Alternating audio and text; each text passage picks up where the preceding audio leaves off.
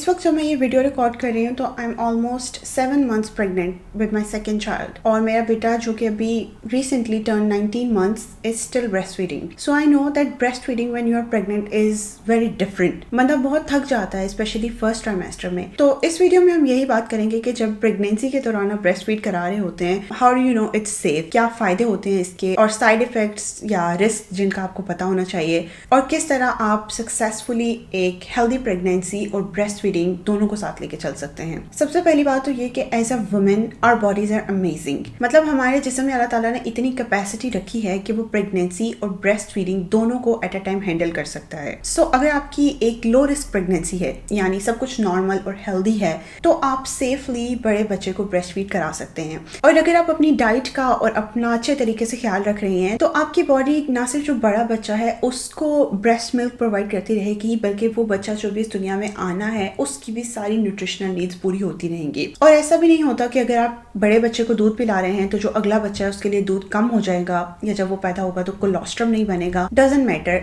एक बच्चा जितनी देर तक मर्जी दूध पिए, नया बच्चा जब आएगा व्हेन यू गिव बर्थ तो आपकी बॉडी उस टाइम उसके लिए कोलेस्ट्रॉल जरूर प्रोड्यूस करेगी. सो प्रेगनेंसी के दौरान ब्रेस्ट फीड कराना is totally safe and it is your personal decision कि आप ब्रेस्ट फीड कराना चाहती हैं या नहीं कराना चाहती. अगर आपका बड़ा बच्चा अभी 2 साल से छोटा है तो आपको ब्रेस्ट फीड करवाना चाहिए. बड़े बच्चे को ब्रेस्ट फीड कराने के क्या फायदे हैं कि अभी तक स्टिल आपका ब्रेस्ट मिल्क उसके लिए इम्यूनिटी, न्यूट्रिएंट्स और bonding experience of course provide कर रहा है. और जाहिर है जब आपने through out pregnancy breast feed कराया है तो आपकी मिल्क सप्लाई बहुत अच्छी होगी. आपको बर्थ के फौरन बाद इंगॉर्जमेंट नहीं एक्सपीरियंस करनी पड़ेगी because you have been breast feeding throughout the pregnancy. लेकिन अगर आप ब्रेस्ट फीड नहीं भी कराना चाहती तो भी it's totally fine because pregnancy is already taking a toll on your body. Honestly बहुत सी वजह हो सकती है जिसकी वजह से एक बंदी कहे कि I choose not to breast feed while I am pregnant. आपकी बॉडी में हार्मोनल चेंजेस हो रही हैं, आपकी मिल्क सप्लाई ड्रॉप करने लग जाती है, और पहले ट्राइमेस्टर में तो इतना दिल खराब होना, उल्टियाँ होना, आप खुद ही इतना वीक फील करते हैं कि breast feeding can sometimes not be a good choice at that moment. फिर आपके निपल सोर हो सकते हैं. जाहिर है प्रेगनेंसी के दौरान हार्मोनल चेंजेस की वजह से ब्रेस्ट मिल्क में भी चेंजेस हो रही हैं, उसकी कंपोजिशन चेंज होती है, इवन उसका टेस्ट थोड़ा सा चेंज होता है, जिसकी वजह से बहुत से बच्चे उस टाइम पे खुद ही सेल्फ वीन कर देते हैं कि जैसे दूध का जायका बदलता है तो उन्हें पसंद नहीं आता और वो खुद ब खुद दूध पीना छोड़ देते हैं. अगर आप प्रेगनेंसी के दौरान भी ब्रेस्ट फीड कराना कंटिन्यू रखती हैं तो कुछ बातें जिनका आपको ख्याल रखना चाहिए. अगर आपकी ऑलरेडी एक प्री टर्म लेबर की हिस्ट्री है, या आपका पहले मिसकैरेज हो चुका है, या आपको किसी भी तरह की ब्लीडिंग या पेट में शदीद दर्द, या you have been advise not to have sex, basically अगर आपकी किसी भी तरह की हाई रिस्क प्रेगनेंसी है या यू आर एक्सपेक्टिंग ट्विंस और इवन ट्रिपलेट्स, तो फिर आपको बड़े बच्चे को ब्रेस्ट फीड कंटिन्यू कराने से पहले जरूर एक डॉक्टर से, किसी प्रोफेशनल से बात करनी चाहिए कि is it safe in your particular situation. Otherwise एक नॉर्मल प्रेगनेंसी में आप इजीली तो खैर नहीं, लेकिन सेफली ब्रेस्ट फीड करा सकती हैं. और इसी के लिए कुछ टिप्स हैं, कुछ चीज़ें जो मैंने अडॉप्ट की जो मेरे लिए बहुत हेल्पफुल हुई हैं. पहली बात तो ये कि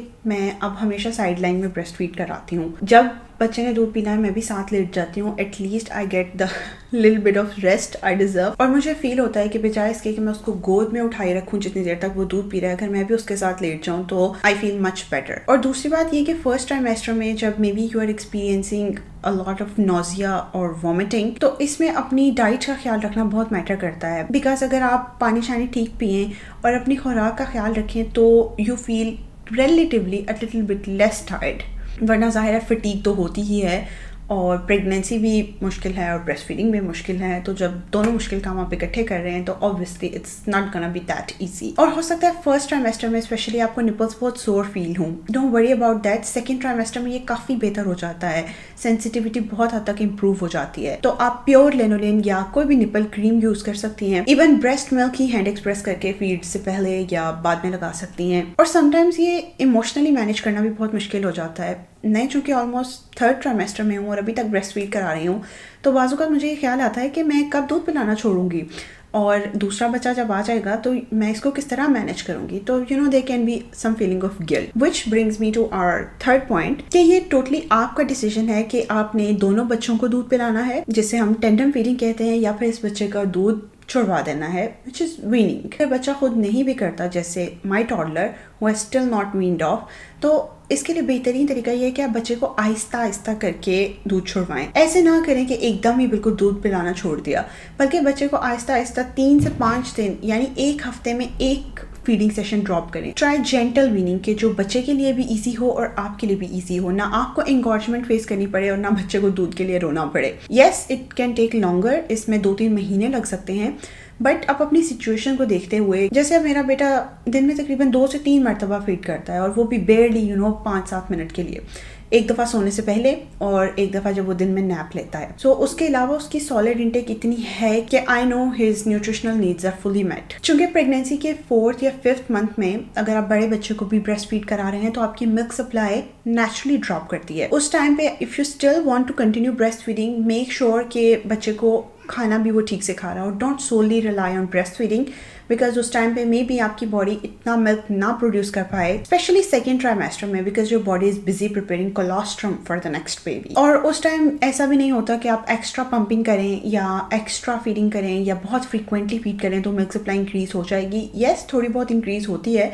बट इतनी नहीं कि 1 साल से बड़े बच्चे को उस टाइम आप टोटली ब्रेस्ट मिल्क पे ही शिफ्ट कर सकें। तो मेक श्योर कि जो आपका बड़ा बच्चा है वो अच्छा खाना दिन में खा रहा है, ताकि दूध जो है वहाँ से उसकी सिर्फ 25 to 30% न्यूट्रिशन ही पूरी हो रही है, बाकी 70% he is taking from his solids. Gentle weaning एक बहुत इंपॉर्टेंट टॉपिक है और मुझे लगता है इसके बारे में बहुत कम बात की जाती है। क्या होता है कि एक दिन अचानक एकदम उठ के हमें ख्याल आता है कि बस अब इसका दूध पिलाना बंद। तो मैं खुद 3-4 ऐसी मदर्स को जानती हूँ जिन्होंने अपने निपल्स पे मिर्चें लगानी शुरू कर दी, या वो एक कड़वी सी हर्ब होती है, क्या नाम है मुझे उसका नाम भूल गया, वो लगाना शुरू कर दी कि बच्चा खुद रिफ्यूज़ कर दे और 1 से 2 दिन में बच्चे ने छोड़ दिया। Please don't do this. मुझे ये एक तरह का बच्चों पे जुल्म लगता है।